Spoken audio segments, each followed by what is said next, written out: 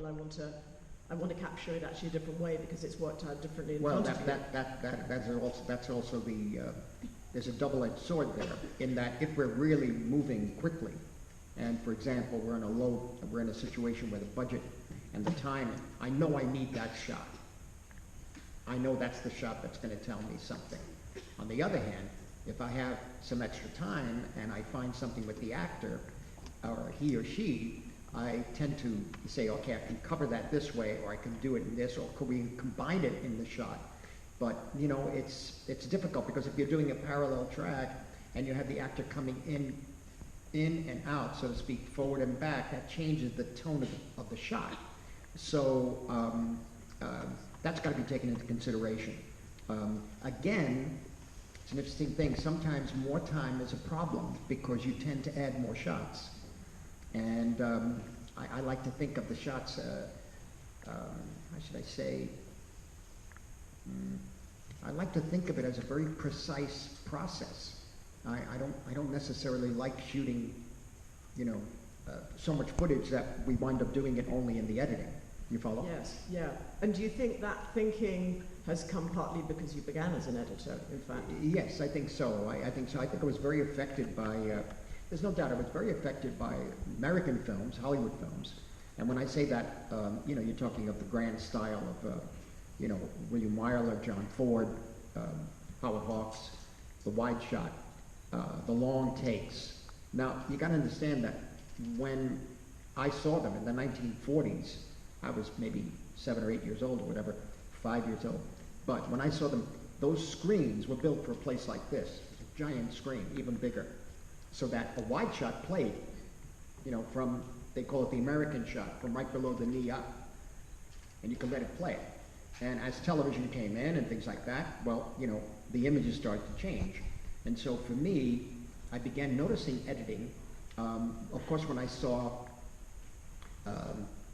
Orson Welles' Citizen Kane, on television, by the way, with commercials. It was so awful, but you know, it didn't matter. At that time, it was the only way you could see it. Then The Third Man, Carol Reed's Third Man, which was shot in Vienna. And then, of course, I found myself going to these obscure theaters in New York, and the real awakening was really the Soviet editing of Podofkin, Dziga Vertov, and, you know, Eisenstein. And so this, for me, was very exciting. Right at the same time, the editing was being redefined by the French and the Italian New Wave, by Godard and Truffaut and Rivette and so many others. And in Italy, you had, you know, the humanism of Olmi, for example, with Il Posto and the beautiful film The Fiancés. This is before he made The Tree of the Wooden Clogs. And then you had the younger directors. You had Bertolucci and Bellocchio, and they were redefining it. The poetry was right there up front with Pasolini, in a way. The lens as a stilo, you know, the pen of the poet, in a way.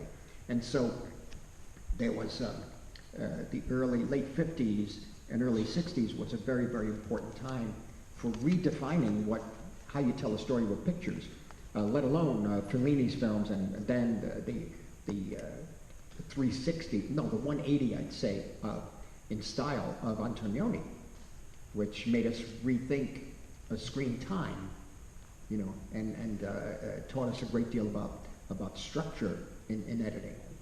So, yeah, interesting to absorb all those very different styles. All at the same time, yeah. by the way. Yeah. All at the same time. And going through all of that, you had Bergman.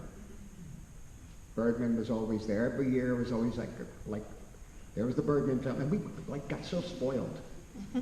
You know, so another Bergman, it's got to be good. You know, and there may be some. I think some people don't understand that at that time, his films were revolutionary in a way, particularly that trilogy that he did that ends with Through Glass Darkly, and then he took off and did Persona, and that became something else entirely.